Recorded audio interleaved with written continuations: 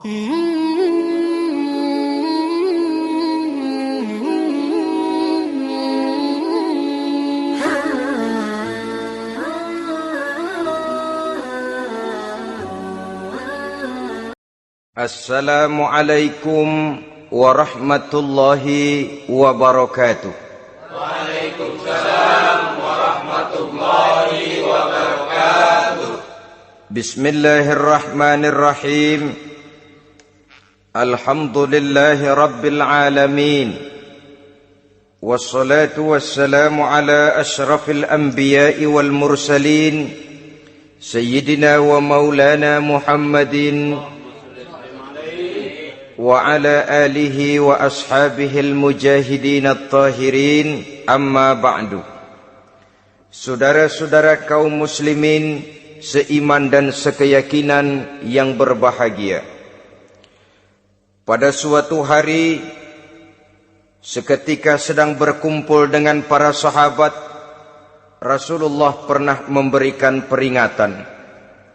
Beliau bersabda, yushiku an tada'a alaikumul umamu kama tada'al akalatu ala qas'atiha. Pada suatu saat nanti akan datang di tengah-tengah kamu, wahai umat Islam, di mana orang-orang lain di sekeliling kamu akan bersatu mengerubungi kamu seperti bersatunya orang-orang mengerubungi makanan di atas meja hidangan. Akan datang satu saat nanti di mana kondisimu dikepung sedemikian rupa, yang barat mau menerkam, yang timur mau menghantam, yang selatan mau menginjak-injak, yang utara pun akan menjelajah. Kondisimu seperti makanan di atas meja hidangan. Sebagian sahabat merasa heran dan terkejut, lalu mereka bertanya, amin qillati nahnu yawma izin ya Rasulullah. Apakah jumlah kami pada waktu itu sedikit ya Rasul? Kami sampai dikepung sedemikian rupa? Beliau menjawab, bal antum yawma izin katsir. Sama sekali tidak. Kamu tidak sedikit pada saat itu. Bahkan jumlahmu sangat banyak. Kamu adalah mayoritas. Walakinnakum ghusa'un ka ghusa'is sail. Tetapi keadaanmu saat itu persis seperti buih di lautan. Banyak tetapi centang perenang. Banyak tetapi tidak punya daya dan kekuatan. Banyak tapi dipermainkan gelombang lautan, dihempaskan ke tepian pantai tanpa punya makna dan arti.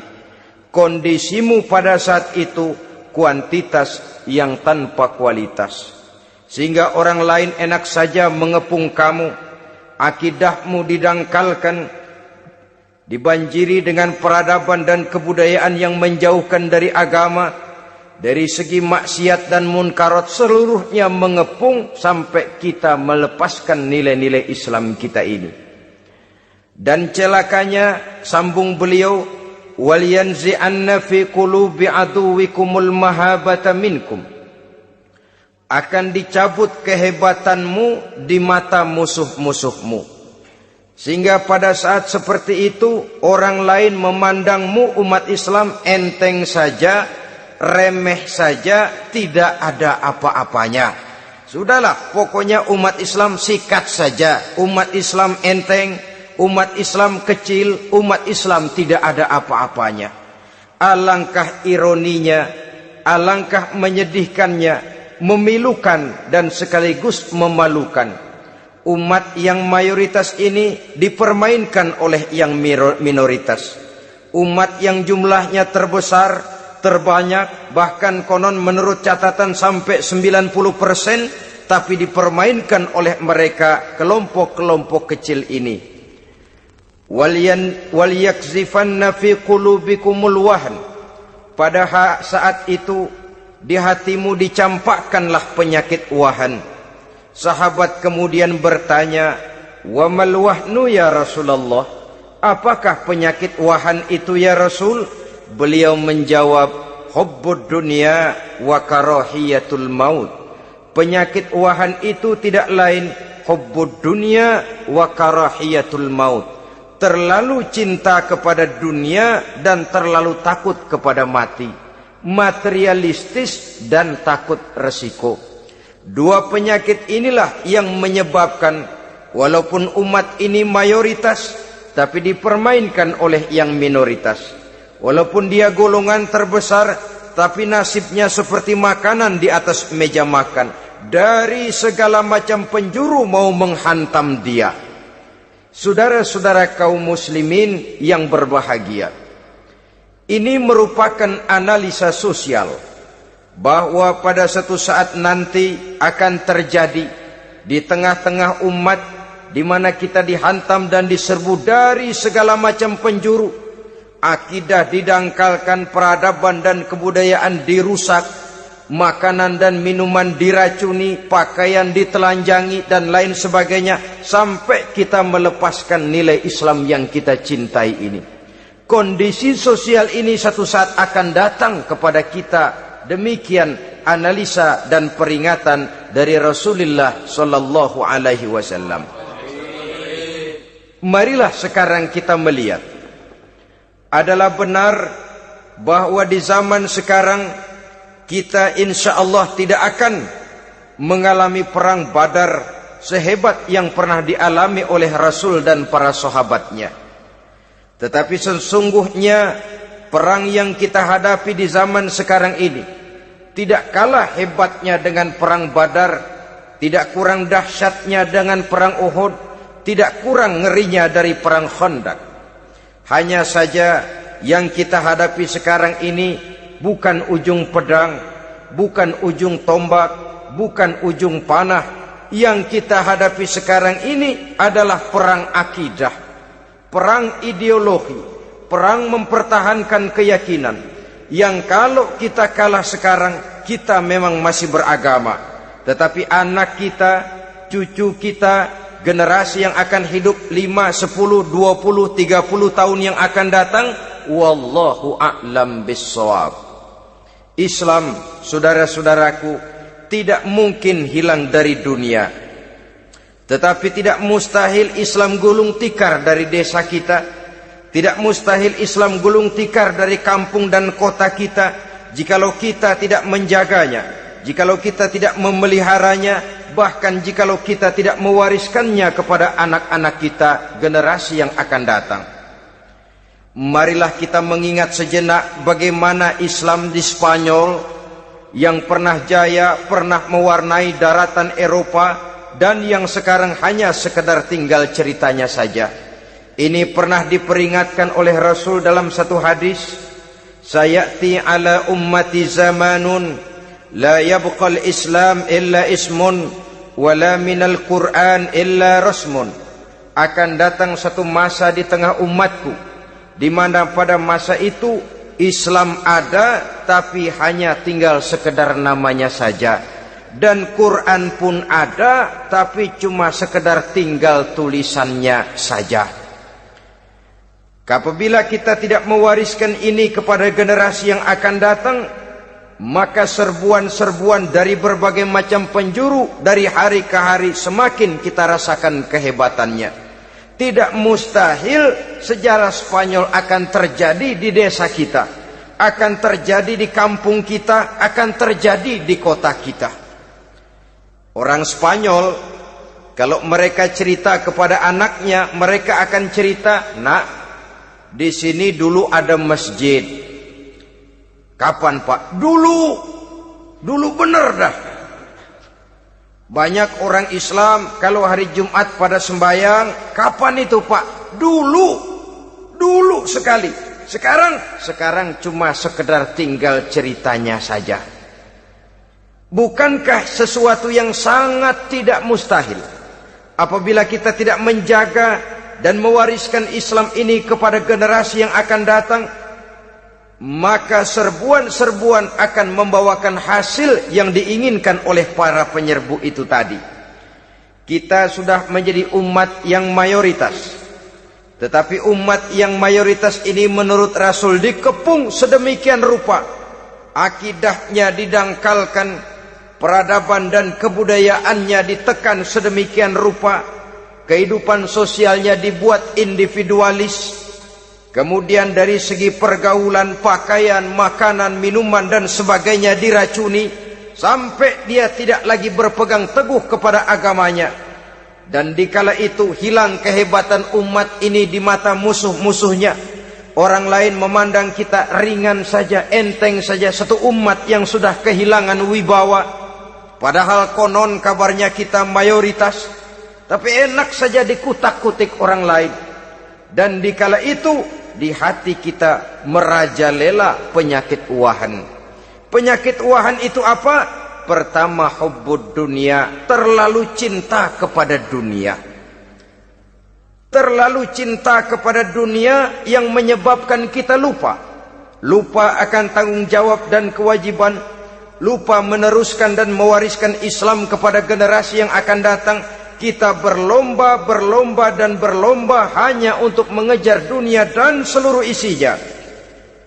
Baik dia bernama material, baik dia bernama seksual, baik dia bernama pangkat, jabatan dan kedudukan. Berlomba-lomba kita di dalamnya, sampai tercampaklah penyakit hubbud dunia di dalam hati ini.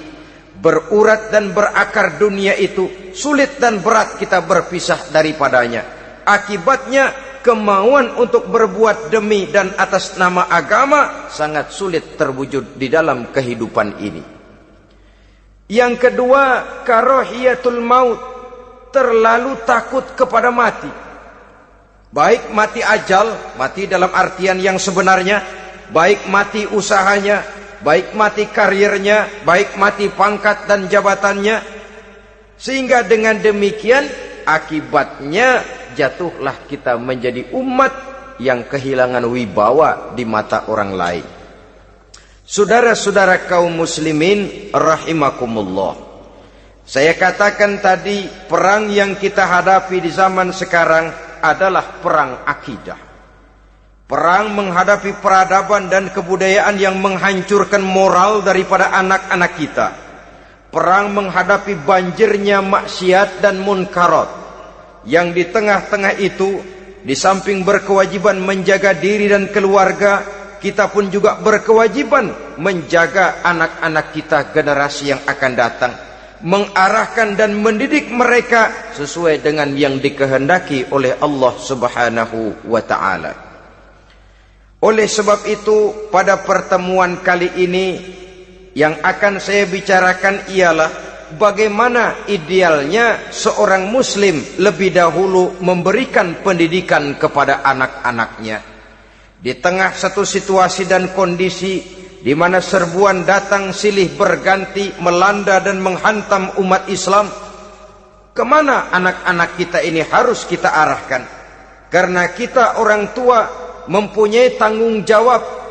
Anak adalah amanah, menyia-nyiakan amanah adalah dosa, dan dosa itu merupakan satu dosa yang besar. Bahkan orang tua bisa saja masuk neraka kalau tidak bertanggung jawab tentang anak-anaknya. Satu riwayat menjelaskan, ada orang soleh, ngajinya cukup, solatnya cukup, puasanya cukup, zakatnya cukup, di mana ada majelis taklim hadir, baca Quran hobi, fitnah orang tidak pernah. Di akhirat setelah disidang dia ternyata lebih banyak kebaikannya daripada kejahatannya, maka dia pun diperintahkan dan dipersilahkan masuk ke dalam surga. Giliran anaknya disidang, biang okem nih anak. Ditanya, siapa Tuhanmu? Tidak tahu. Siapa nabimu? Ente nyaho. Apa kitabmu? Ora gelem. Kamu pernah sholat? Tidak. Zakat? Tidak. Puasa? Tidak. Judi? Hobi. Zina? Tiap malam.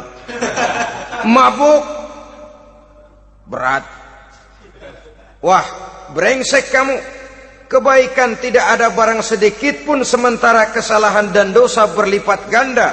Kamu neraka. Anak ini protes. Benar, saya tidak kenal siapa Tuhan saya. Saya tidak tahu siapa Nabi saya. Saya tidak tahu kitab suci dan kiblat saya.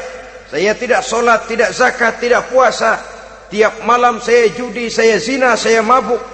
Tapi saya kerjakan semua itu karena saya tidak tahu dan orang tua saya tidak pernah memberitahu saya. Dia enak-enakan hadir di majelis taklim, saya nyekek botol, didiemin saja. Dia enak-enakan baca Quran, saya zina, didiamkan saja. Saya bukan tidak mau, orang tua saya sama sekali tidak pernah mendidik saya. Dia mau benar sendiri. Maka kalau sekarang saya harus masuk ke dalam neraka, saya menuntut agar orang tua saya ikut sama-sama bergabung dengan saya ke dalam neraka. Gara-gara dia tuh saya jadi begini.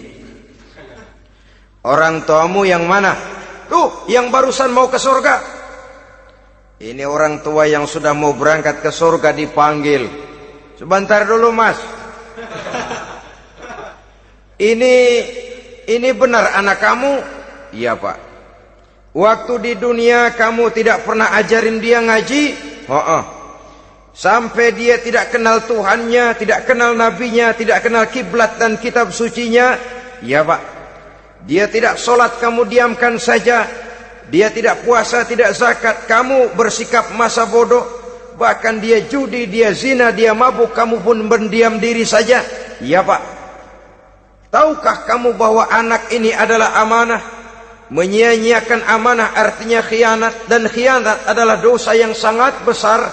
Kamu tidak bertanggung jawab, maka kamu, anakmu gabung ke dalam neraka. Saudara-saudara kaum muslimin rahimakumullah, itu sebabnya Allah pesan benar-benar, ya ayyuhalladzina amanu qu anfusakum wa ahlikum nara. Hai orang-orang yang beriman, jaga dirimu dan keluargamu, istri, anak, orang-orang yang menjadi tanggung jawab dan kewajiban kita, jaga dan pelihara mereka dari api neraka. Saudara-saudara kaum muslimin, lalu kalau kita orang-orang tua yang hidup di zaman sekarang ini sudah sering beristighfar, mengurut dada, melihat situasi, membaca peta keadaan, konon tantangan yang akan dihadapi oleh anak-anak kita 15, 20, 25 tahun yang akan datang jauh lebih berat dari apa yang kita hadapi sekarang ini. Maka adalah wajar jika kita sebagai orang tua yang cinta kepada agama, cinta kepada anak-anak kita, berpikir untuk mewariskan nilai-nilai yang luhur ini kepada anak-anak kita generasi yang akan datang. Bagaimana pada mulanya kita harus mendidik mereka? Mari kita telusuri apa yang dicontohkan oleh Al-Quranul Karim. Orang-orang tua bijaksana yang diceritakan dalam Al-Quran, kalau sudah berpikir tentang anak-anaknya generasi yang akan datang, pendidikan pertama yang diberikan kepada anaknya ternyata adalah persoalan akidah. Nabi Ibrahim, pertanyaan yang paling merisaukan beliau buat anak cucunya ialah, ma ta'buduna min ba'di. Saudara bisa lihat surah Al-Baqarah ayat 133. Anak-anakku, kalau pada satu saat nanti aku, ayahmu ini sudah tidak ada lagi, meninggalkan kamu semua, meninggalkan kehidupan dunia ini, ma ta'buduna min ba'di, apa yang akan kamu sembah nak kalau ayah sudah tidak ada lagi? Jikalau ayahmu sekarang masih rajin ke masjid, melakukan rukuk dan sujud, i'tikaf dan membaca Quran, kalau satu saat ayahmu meninggalkan dunia ini, masihkah engkau mau ke dalam masjid? Masihkah engkau rukuk dan sujud? Masihkah engkau i'tikaf? Ma ta'buduna min ba'di, apa yang akan kamu sembah kalau aku ayahmu tidak ada lagi nak? Ditanamkan bukan hanya keyakinan bertauhid, sekaligus juga menyembah kepada Allah yang kita yakinkan dengan tauhid itu tadi. Bukankah berbeda dengan kita kebanyakan orang tua sekarang? Kita tidak pernah berpikir ma ta'buduna min ba'di. Kalau bapak tidak ada, kamu nyembah apa nak? Kita orang tua sekarang pagi-pagi malah berpikir ma ta'kuluna min ba'di. Kalau bapak enggak ada, kamu nanti makan apa nak? Bukan nyembah apa yang kita pertanyakan, bukan nyembah apa yang kita khawatirkan, makan apa nak? Maka yang dicari lalu sekolah-sekolah yang bonafit, yang tidak peduli apakah itu merusak imannya, mematikan akidahnya, menghancurkan keyakinannya. Yang penting ada jaminan hari depan bisa dapat lapangan kerja. Akibatnya berduyun-duyun orang-orang tua muslim menyekolahkan anaknya di sekolah-sekolah yang bukan Islam, yang nyata-nyata membahayakan akidahnya, dididik dengan kultur dan budaya yang bertentangan dengan nilai-nilai agamanya. Bukankah ini berarti merelakan anak untuk dikafirkan? Bukankah ini artinya menyerahkan anak untuk ditulis menurut selera para pendidik yang tidak sesuai dengan nilai akidah yang dimilikinya? Mengapa kita tidak berpikir seperti Nabi Ibrahim, yang sebelum memberikan pendidikan kecerdasan, sebelum pendidikan matematika, IPS, PSPB dan disiplin ilmu lainnya, yang pertama ditanamkan ma ta'buduna min ba'di. Kalau ayahmu tidak ada, kamu menyembah apa nak? Menyembah Allah apa nanti malah menyembah harta? Menyembah Allah apa nanti malah mendewa-dewakan pangkat dan jabatan? Menyembah Allah apa malah nanti menyembah alam? Itu yang dikhawatirkan Nabi Ibrahim kepada generasi yang akan datang. Dan itu saudara-saudara yang seharusnya mengkhawatirkan kita kepada anak-anak kita, generasi yang akan datang. Lihatlah serbuan akidah di zaman sekarang ini. Dimanfaatkan kemiskinan kita umat Islam. Diberikan kita tawaran berupa beras, pakaian, obat-obatan, kalau perlu beasiswa, asal bisa melepaskan keislaman kita ini. Bertahap, sedikit demi sedikit, step by step, shibran bi shibrin wa zira'an bi zira'in. Dan harus saya ingatkan, orang di zaman sekarang tidak mungkin menghantam Islam secara frontal. Tidak mungkin menghantam Islam terang-terangan, apalagi mengerahkan satuan militer. Tidak. Orang berhitung bagaimanapun kondisi dan kualitasnya umat Islam, mereka masih punya satu modal penting, fanatisme agama. Kalau ini disulut, api jihad segera berkobar, dan hanya maut yang bisa menghentikan orang yang dibakar dengan semangat jihad. Orang tahu itu. Betapa Uni Soviet kedodoran menghadapi mujahidin Afghanistan yang disulut oleh semangat jihad yang berkobar dengan persenjataan yang primitif ketimbang persenjataan Uni Soviet. Entah mereka pantang surut mundur ke belakang. Jadi jangan mimpi bahwa orang mau menghantam Islam ini dengan melarang pengajian, meruntuhkan masjid, menyegel pondok pesantren. Tidak. Melarang orang sholat. Tidak. Kalau perlu masjid diperbanyak, musola diperbesar. Tapi bikin itu masjid seperti museum. Besar, megah, mercusuar, tapi bikin seperti museum. Tempat orang kagum, tempat orang memuji, tapi sunyi dari nilai-nilai ibadah. Saudara-saudara kaum muslimin, untuk sampai kepada penghantaman akidah, jalan yang paling mudah dirintis sekarang ini secara bertahap dan sistematis, memisahkan umat Islam dari Islamnya. Biarkan mereka bernama Muslim. Biarkan di atas kartu penduduknya tertulis agama Islam. Tapi tanamkan budaya-budaya yang menyebabkan cara bergaul mereka, cara berumah tangga mereka, cara bertetangga mereka, sampai kepada cara mereka berpakaian, cara mereka bergaul, cara mereka makan dan minum, cara mereka mendidik dan menyekolahkan anak, sama sekali tidak lagi mencerminkan nilai-nilai yang islami. Itu sudah satu usaha yang paling praktis, memisahkan umat Islam dengan Islamnya. Kalau sadarlah kita ke arah ini usaha orang di zaman sekarang, maka yang harus pertama kita tanamkan kepada anak-anak kita, didik mereka dengan jiwa tauhid yang mengkristal di dalam batinnya, meresap sampai ke tulang sumsumnya, yang tidak akan sampai pun nyawa berpisah dari badannya, akidah itu tidak akan berpisah dari hatinya.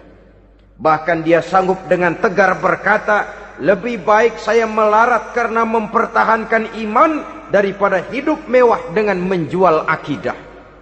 Satu khitah, satu garis kehidupan yang perlu kita wariskan kepada anak-anak kita, generasi yang akan datang.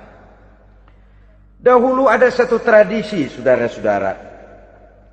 Kalau anak gadis kita dilamar orang lalu bertanya, anakmu mau ngelamar gadis saya, apa sudah khatam Quran berapa kali? Apa sudah bisa baca kitab macam-macam dan lain sebagainya, sehingga lahirlah satu kebanggaan. Apapun motifnya, tapi pertanyaan semacam ini zaman sekarang sudah langka. Paling-paling yang ditanya kalau anaknya dilamar orang, anakmu kerja di mana? Gajinya sebulan berapa? Kendaraannya bebek apa soang apa-apa? Itu yang kita pertanyakan, berkisar di seputar materi, kerja, job, status sosial, dan lain sebagainya. Perkara bisa baca Quran atau tidak, nomor 18.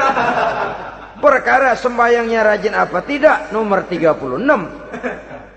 Saudara hadirin, akibatnya terjadi pergeseran nilai.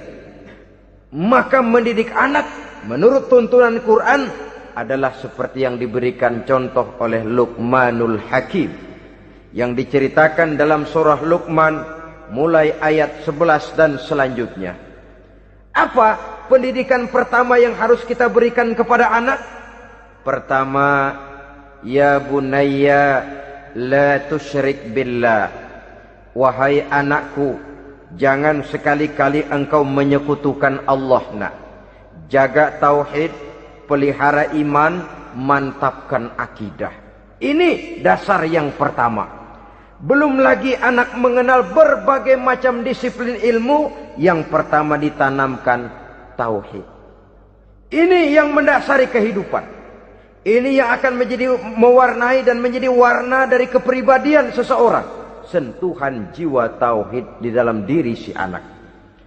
Belum lagi sempat dia kenal yang lain, yang pertama yang kita tanamkan, kita wariskan, kita berikan, la tusyrik billah. Jangan sekali-kali menyekutukan Allah. Nah, kalau ini sudah tertanam, ini sudah merupakan satu fondasi yang kuat. Selebihnya nanti tinggal melihat bakat si anak, kemana dia harus dididik ini. Yang terpenting nilai iman lebih dahulu tanamkan. Dan untuk menghancurkan nilai keimanan, saudara-saudara, saya katakan, ingatkan kepada hadis di awal tadi, dikepung kita dari berbagai macam penjuru agar bila bisa melepaskan nilai-nilai iman dan keyakinan. Proses pendangkalan akidah, ditanamkan keraguan kepada agama, ditanamkan rasa malu beragama. Sholat malu, baca Quran malu, berangkat ke masjid malu, pakai jilbab malu. Ditanamkan rasa malu beragama, sehingga bertahap sedikit demi sedikit kita mulai berpisah dengan kehidupan beragama. Ditanamkan hal yang sedemikian rupa dari berbagai macam penjuru. Dihantam akidah, akidah kuat. Dihantam dari segi peradaban dan kebudayaan. Diperbanyaklah peradaban dan kebudayaan yang bukan mendekatkan kita dengan agama, malah mendekatkan kita dengan neraka. menjauhkan kita dari agama, menjauhkan kita dari nilai-nilai luhur yang diwariskan oleh orang-orang tua kita terdahulu. Adalah kewajiban kita yang pertama, mendidik anak, menanamkan roh, jiwa, dan semangat tauhid di dalam diri mereka. Saudara-saudara kaum muslimin rahimakumullah, kenapa kita lebih dahulukan menanamkan jiwa, roh, dan semangat tauhid ini kepada anak-anak kita? Pertama, kita tidak hanya ingin sekedar mempunyai anak yang pintar, tetapi lebih daripada itu kita pun ingin mempunyai anak yang benar. Segala macam disiplin ilmu, segala macam bentuk penalaran ilmiah dan pengisian intelektualitas manusia mungkin di satu sisi akan membuat dia pintar, tapi di sisi lain belum tentu akan membuat dia benar. Nabi pernah memberikan peringatan, man izdada ilman walam yazdad huda lam yazdad minallahi illa bu'da. Orang yang hanya bertambah ilmu pengetahuannya tapi tidak bertambah hidayah dari Allah, tidak makin mantap keimanannya, maka seluruh nilai-nilai ilmunya hanya akan menjauhkan dia dari Allah Subhanahu wa ta'ala. Dan adalah lebih merupakan azab daripada nikmat kalau kita diberikan ilmu pengetahuan yang hanya akan menyebabkan kita semakin jauh dari Allah Subhanahu wa ta'ala. Yang kedua, sesungguhnya roh, jiwa, dan semangat tauhid yang melekat dalam diri anak pada puncaknya akan melahirkan satu disiplin murni yang tumbuh dari dalam dirinya sendiri, di mana si anak dalam kehidupannya merasakan dimanapun dia berada, kemanapun dia pergi, ia selalu merasakan kehadiran Allah dekat dalam hidupnya. Ia sadar sesadar-sadarnya bahwa tidak ada satu perbuatan yang bagaimanapun kecilnya yang bisa disembunyikan dari kekuasaan Allah Subhanahu wa ta'ala. Yang ketiga, dengan penanaman roh, jiwa, dan semangat iman ini, maka diharapkan anak-anak nanti pada pertumbuhannya sanggup mengendalikan hawa nafsunya. Dengan kata lain, bahwa penanaman jiwa tauhid, penanaman roh dan semangat keimanan ini merupakan kondisi dasar yang harus dilakukan sebelum yang lain-lainnya. Kemudian pendidikan kedua yang diberikan oleh Al-Quran melalui contoh dan model dengan Luqmanul Hakim ini, setelah menanamkan tauhid, ditanamkanlah kepada si anak ini rasa hormat kepada orang tuanya. Wa wassaynal insana biwalidayhi, dan kami wasiatkan kepada manusia untuk berbakti kepada ibu bapaknya. Hamalathu ummuhu wahnan ala wahnin, karena ibunya telah mengandungnya dengan kepayahan di atas kepayahan. Maksudnya dengan kepayahan dan kelelahan yang berlipat ganda. Sehingga ketika Rasul ditanyakan orang, ya Rasul, siapa yang paling harus saya taati di dunia ini? Beliau menjawab, ibumu. Kemudian siapa lagi ya Rasul? Ibumu. Setelah itu siapa lagi ya Rasul? Ibumu. Dan kemudian siapa ya Rasul? Bapakmu. Ibu, ibu, ibu, bapak. Bahkan al-jannatu tahta aqdamil ummahat, surga berada di bawah telapak kaki ibu. Bagaimana menanamkan rasa hormat kepada orang tua di hati anak? Tentu yang pertama, bagaimana orang tua bisa memberikan keteladanan. Marilah kita sebagai orang-orang tua ini menyadari bahwa sebelum anak kenal sekolah dasar, sebelum anak kenal TK, ibtidaiyah, sanawiyah, sampai kepada perguruan tingginya, yang pertama dia kenal adalah lingkungan rumah tangganya, gurunya adalah ibu bapaknya. Di sini berlakulah apa yang dinamakan keteladanan. Keteladanan jauh lebih berhasil daripada sekedar teori-teori yang muluk. Keteladanan jauh lebih berhasil daripada berbagai macam indoktrinasi dan penataran. Kurangnya keteladanan akan menyebabkan anak mencari pola. Apabila kita orang tua ini tidak bisa memberikan keteladanan yang baik kepada anak-anak kita, maka pada suatu saat anak-anak akan menganggap enteng dan kehilangan wibawa kita sebagai orang tua di mata mereka. Dikala itu akan sangat sulit kita membentuk kepribadian mereka. Bukankah di zaman sekarang ini kita banyak mengalami krisis wibawa, krisis figur? Ada yang karena rapotnya merah melulu, gurunya dikeroyokin. Pak guru pulang sekolah dicegat. Bahkan nyaris ada orang tua pernah dibunuh oleh anaknya sendiri. Dan lain sebagainya, kasus-kasus yang sebenarnya tidak perlu terjadi. Karena memang bukan saja bertentangan dengan nilai budaya kita sebagai bangsa, tapi juga bertentangan dengan ajaran agama kita sendiri. Krisis wibawa, krisis figur, yang juga akibatnya harus kita sadari banyak faktor yang membentuk kepribadian anak. Pergaulannya, yang dibacanya, yang ditontonnya, yang disaksikannya di dalam kehidupan. Benar kita menyekolahkan mereka, tapi berapa jam mereka di sekolah? 6 jam, 7 jam paling lama. Sedangkan mereka hidup 1 hari 1 malam 24 jam. Kalau cuma 7 jam di sekolah, ini berarti lebih banyak dia di luar sekolah. Dan di luar sekolah itu artinya ya rumah tangganya, ya temannya, ya lingkungan di mana dia tinggal, yang seluruhnya sangat besar pengaruhnya dalam ikut membentuk kepribadian anak-anak kita. Saya katakan tadi, di samping kita menghadapi perang akidah, kita pun berhadapan di dalam perang menghadapi peradaban dan kebudayaan yang bukan saja menjauhkan kita dari agama, tetapi sanggup menghancurkan moral daripada anak-anak kita.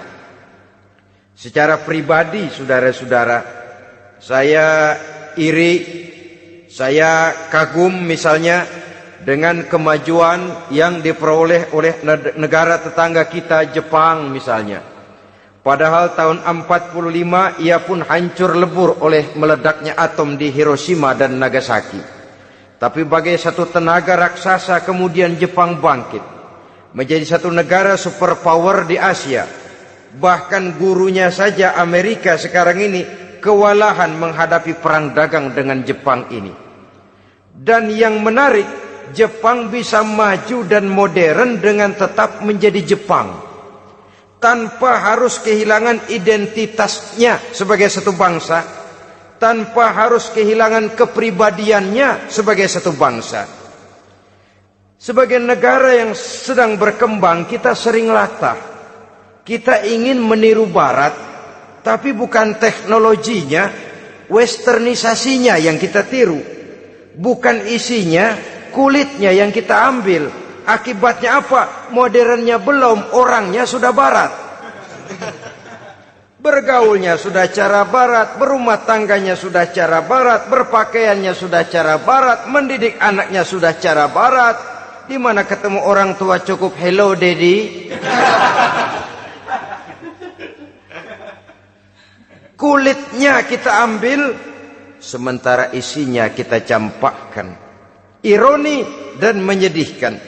Padahal kita sesungguhnya bisa maju dan modern, bisa mengejar segala ketinggalan dan keterbelakangan kita, dengan tetap menjaga nilai-nilai luhur budaya kita sebagai satu bangsa, mengambil isinya, dan kalau memang tidak perlu, lalu mencampakkan kulitnya. Pengaruh peradaban dan kebudayaan yang menghancurkan moral daripada anak-anak kita oleh pesatnya arus teknologi, oleh pesatnya arus komunikasi, di mana hal-hal yang terjadi di belahan dunia lain dapat kita saksikan hari ini juga melalui layar televisi, yang terjadi di Amerika, di Eropa, di Afrika, di ujung dunia yang paling ujung sekalipun. Di ujung dunia yang paling ujung, hari ini kejadian, hari ini sudah bisa kita saksikan. Pesatnya arus komunikasi, kalau jatuh ke tangan anak-anak kita yang belum mempunyai filter, daya saring positif, akan dicerna oleh mereka tanpa memilah dan memilih. Akibatnya orang kampung bilang kelolodan. Makan nggak dikunyah lagi, tentu saja akhirnya kelolodan, dan kalau sudah kelolodan menyusahkan kita seluruhnya. Oleh karena itu budaya menghormati orang tua perlu dijaga, perlu dipelihara dan diwariskan kepada anak-anak kita. Tali silaturahmi sehingga ada respeknya kepada orang tuanya. Jangan bapaknya dianggap CS, ibunya dianggap CS, kakeknya dianggap CS. Hilang rasa respek, hilang rasa menghormati. Sementara orang tua sendiri tidak bisa memberikan keteladanan, kurang mendapat perhatian dan lain sebagainya. Apalagi kalau baik ibu maupun bapak adalah orang-orang karier yang setiap hari sibuk menghadapi tugas masing-masing. Bapak sibuk rapat, pindah kantor sana kantor sini, ibu sibuk arisan, besarlah anak-anak di tangan pembantu dan lain sebagainya, sehingga dia merasa kurang mendapat perhatian, dan ini akan ikut membentuk warna dari kepribadian yang dimilikinya. Sampai kepada pelosok-pelosok desa, jaringan televisi memang menguntungkan. Tapi kalau sudah sampai kepada menayangkan budaya-budaya yang tidak sesuai dengan pola di mana mereka tinggal, pola lingkungannya, dan ingin mereka terapkan dalam kehidupan, ironi dan menyedihkan. Maka sering dikatakan, jikalau ABRI masuk desa, rakyat beruntung. Jikalau listrik masuk desa, rumah jadi terang. Jikalau koran masuk desa, rakyat jadi cerdas. Jikalau hakim masuk desa, rakyat lalu sadar hukum. Tapi jikalau maksiat dan munkarot masuk desa, minuman keras masuk desa, judi masuk desa, pelacuran masuk desa, rakyat tentu kiamat. Dan kita harus punya budaya untuk memilah dan memilih, mempunyai filter untuk jadi daya saring positif. Oleh karena itu saudara-saudara, tahap kedua setelah menanamkan jiwa tauhid kepada anak, tanamkan rasa hormat kepada orang tuanya. Orang tua itu ibu bapaknya, orang tua itu guru-gurunya yang mengajarkan dia, atau yang dianggap tua yang lebih senior dari dia. Karena tidak ada satu peradaban yang berdiri sendiri. Bagaimanapun maju dan modernnya kita sekarang, tentu merupakan mata rantai yang berkaitan dari generasi terdahulu. Ini yang kedua. Setelah tauhid, berbakti kepada ibu dan bapak. Tidak ada satu kebahagiaan yang bisa ditegakkan di dunia ini tanpa doa, tanpa restu daripada ibu dan bapak. Ini keramat hidup. Doanya dikabul Allah dan kutubnya juga dikabul oleh Allah Subhanahu wa ta'ala. Jadi mendidik anak setelah menanamkan jiwa tauhid, menanamkan rasa hormat dan taat berbakti kepada ibu bapaknya. Itu yang kedua. Kemudian yang ketiga, melalui model Luqman, Quran mendorong kita untuk mendidik anak, menanamkan etika otonom. Apa itu? Ya bunayya, innaha in takum mithqala habbatin min khardalin fatakun fi sakhratin aw fis samawati aw fil ardi ya'ti biha Allah. Wahai anakku, sesungguhnya kalau ada satu kebaikan yang kamu kerjakan, kecil, tidak nampak oleh pandangan mata yang zahir, yang kecil itu tersembunyi di puncak langit, di dasar bumi yang paling dalam, atau di tengah batu hitam sekalipun, Allah pasti mengetahuinya dan pasti akan memberikan balasan yang seadil-adilnya. Pendidikan apa ini? Pendidikan moral, menanamkan etika otonom. Nah, kau berbuat baik jangan karena dilihat orang. Kau tidak mau melakukan kejahatan jangan cuma karena ada polisi. Kalau ada polisi kau tidak mau jahat, kucing juga begitu. Coba lihat kucing, taruh ikan asin di piring kaleng, tongkrongin. Aduh, kucing kalem, sopan, tenang. Sedikit kita lengah, habis ikan digarap. Tapi ditanamkan satu kesadaran, kemanapun kau pergi, apapun yang kau kerjakan, tersembunyi di tengah batu, di dasar bumi, di puncak langit, Allah pasti tahu. Dalam bahasa yang ringan, nak, kita ini diawasi oleh 2 hiperkomputer yang maha sensitif. Produksi langit, mereknya Rokib dan Atid. Itu komputer yang sangat peka dan sensitif. Jangankan kita berbuat, kita berniat baik saja, komputer sudah nyatat sendiri. Inilah yang orang sekarang namakan waskat, nak, pengawasan malaikat. Kalau hidup sudah merasa diawasi oleh malaikat, waskat berhasil. Tapi kalau waskat sudah diawasi malah nekat, itu yang gagal. Atau yang diawasi dan yang mengawasi sama-sama sepakat, itu juga bisa cincai. Saudara-saudara kaum muslimin rahimakumullah, waskat dalam pengertian kita muslim, bagaimana hidup ini merasakan diawasi oleh malaikat. Intelektualitas yang tinggi sekalipun, IQ yang nilainya plus sekalipun, disiplin ilmu yang bagaimanapun banyak yang memenuhi benak kita, tanpa diiringi oleh etika otonom, orang sering mencari celah dan kesempatan. Mencari celah dan kesempatan.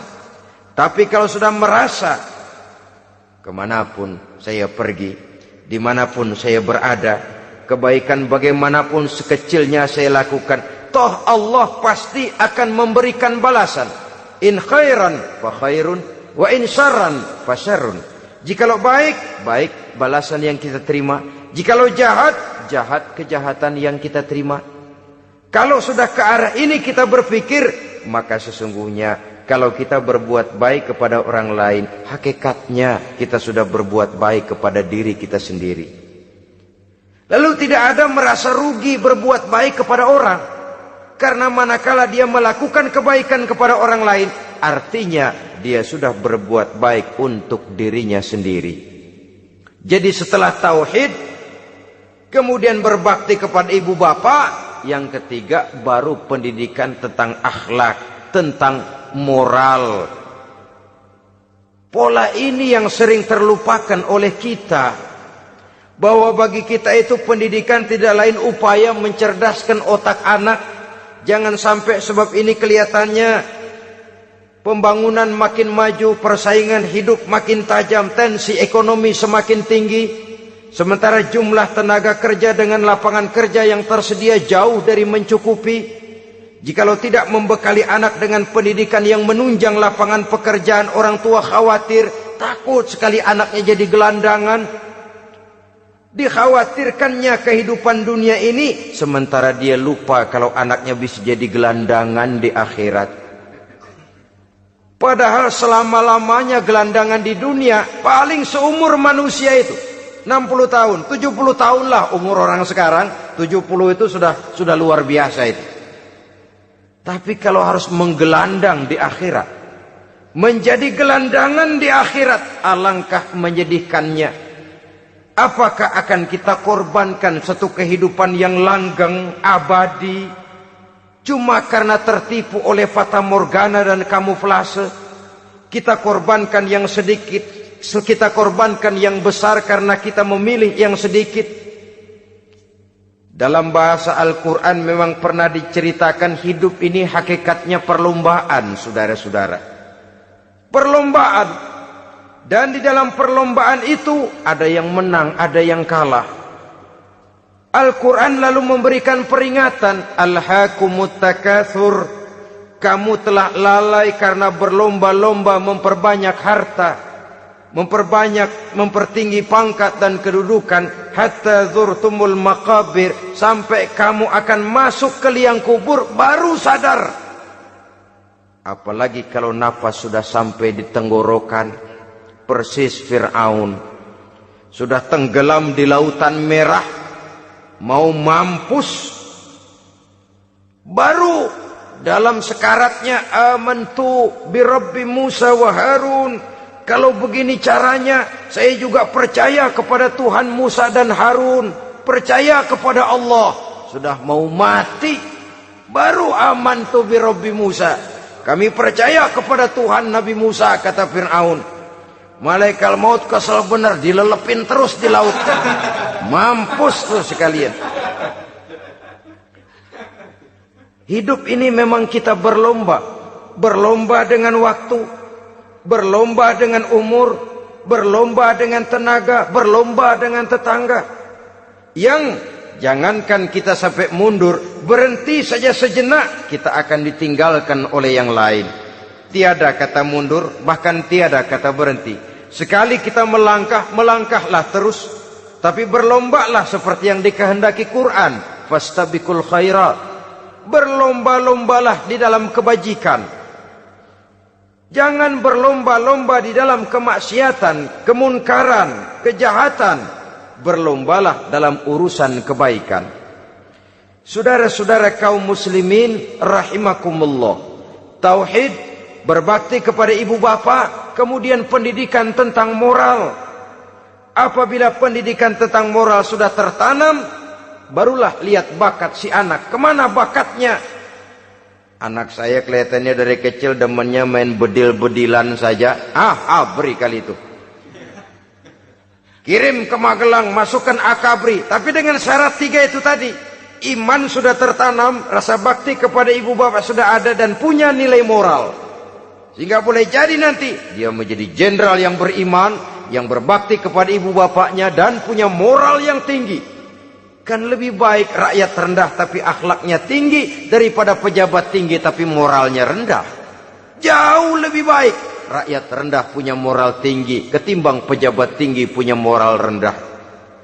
Nilai moral ini yang jadi ukuran dan barometer di masyarakat. Yang ini yang sering kita lupakan, bahwa kehancuran satu bangsa dimanapun di dunia ini selalu dimulai dengan kehancuran moral daripada bangsa itu sendiri. Sekarang membina nilai moral ini berat. Gadis kita, remaja, putri, diberikan pakaian jilbab, mungkin dia sendiri masih setengah-setengah, ditambah lagi oleh ledekan temennya. Jilbab lah kuno. Bau sorga lah, bau masjid lah, bau menyan lah.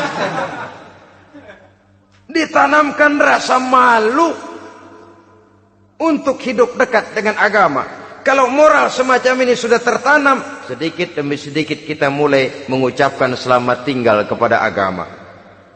Dan kemalangan apa yang lebih malang kalau kita sudah jauh dari agama ini?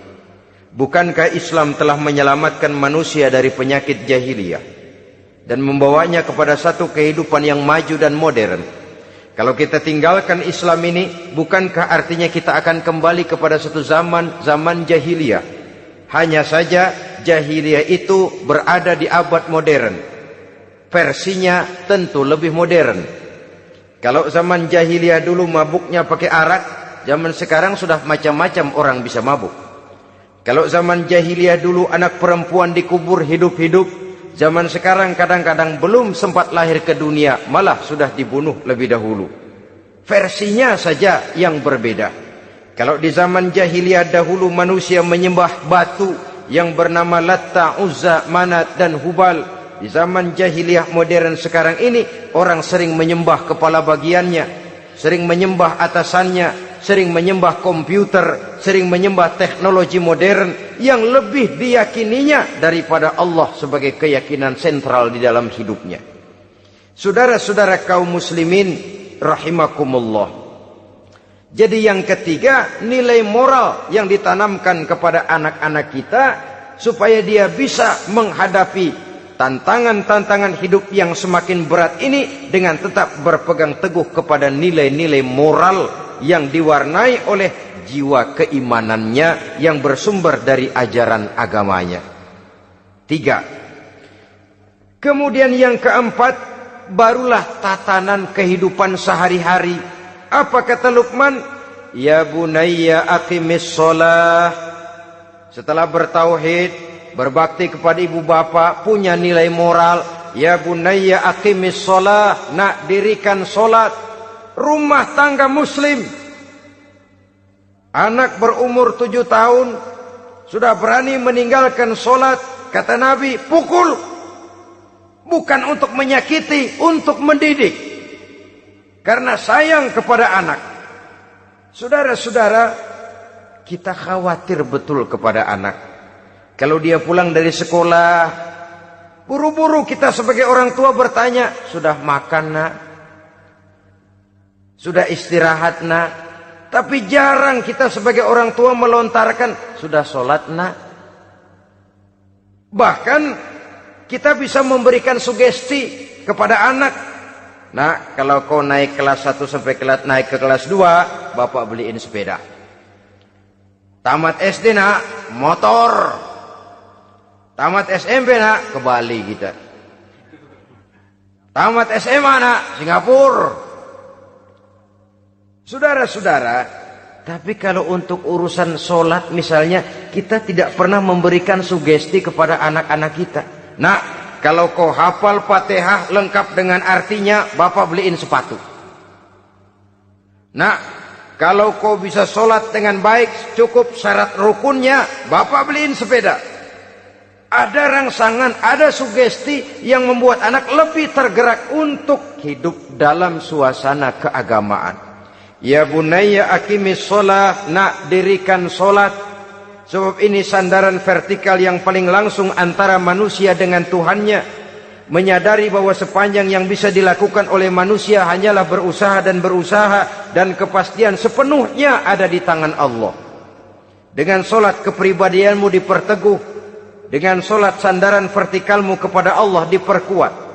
Dan pada waktunya nanti Al-Quran memberikan bimbingan, hendaklah minta tolong kepada Allah dengan sabar dan tetap mendirikan solat. Ya bunayya aqimis sholat. Setelah itu wa'mur bil ma'rufi wanha 'anil munkar. Tegaklah membina yang ma'ruf, tegaklah mencegah yang munkar. Ini sikap hidup sudah. Solat tadi tugas hidup. Lalu sikap hidup tampil di tengah masyarakat, membina yang ma'ruf, mencegah yang munkar sesuai dengan kesanggupan masing-masing. Bukankah setiap kita kepingin punya anak yang bermanfaat, setidaknya bagi keluarganya, syukur kalau bisa bagi lingkungannya, bagi masyarakat, bangsa dan negaranya. Dan satu di antara tanda orang yang bermanfaat, kalau dia bisa hidup menjadi penganjur yang ma'ruf dan pencegah yang munkar. Dan itu kalau tidak ada hidayah, sulit orang mau melaksanakan itu. Sebab apa? Ada kecenderungan belakangan ini di mana agama dianggap urusan pribadi. Sehingga orang lalu sering bilang, jangan bawa-bawa agama dah, itu kan bukan urusan agama. Ini sudah ciri berpikirnya sekuler. Jangan bawa-bawa agama. Agama urusan pribadi, artinya orang mau sholat mau enggak, jangan bilang apa-apa dah. Urusan dia sendirian. Dia mau puasa dia enggak, merdeka saja, urusan pribadi. Agama bukan persoalan pribadi. Apalagi jika sudah menyangkut amar ma'ruf dan nahi munkar. Siap menegakkan yang baik, mencegah yang munkar, untuk tegaknya satu masyarakat yang diwarnai oleh kebaikan dan terhindar dari segala macam kejahatan. Dan terus ayat-ayat selanjutnya mencerminkan sikap hidup. Namun yang intinya, cara mendidik anak yang baik, yang dicontohkan oleh Al-Quran dengan Luqmanul Hakim sebagai model. Pertama, tanamkan tauhid. Yang kedua, tanamkan rasa hormat dan berbakti kepada ibu bapaknya. Yang ketiga, tanamkan moral, nilai akhlak yang tinggi. Setelah itu yang keempat, biasakan hidup dalam suasana keagamaan. Kontrollah sholatnya, kontrollah baca Qur'annya, kontrollah puasanya di bulan Ramadan. Ajaklah anak-anak sholat berjamaah, sehingga dengan demikian dia terbiasa oleh satu suasana yang mendekatkan dia dengan nilai agamanya. Dari sana diharapkan nilai-nilai ilmu yang didapatnya dari bangku sekolah akan menciptakan keseimbangan dengan yang ditanamkan oleh orang tuanya dalam bentuk yang dijelaskan oleh surah Luqman itu tadi. Sehingga apabila keseimbangan ini terwujud, akan menjalin keseimbangan dalam pola berpikir, dan keseimbangan dalam pola berpikir akan melahirkan keseimbangan dalam perbuatannya. Terwujudlah kita harapkan insan yang fid dunya hasanah wa fil akhirati hasanah. Inilah harapan kita semua. Mudah-mudahan Allah memberikan kekuatan kepada kita untuk mewariskan nilai-nilai yang baik kepada generasi yang akan datang, sehingga esok harus lebih baik daripada hari ini, dan lusa harus lebih baik daripada hari esok. Terima kasih atas perhatian saudara. Mohon maaf atas segala kekurangan. Usikum wa nafsi bitaqwallah. Wassalamualaikum warahmatullahi wabarakatuh.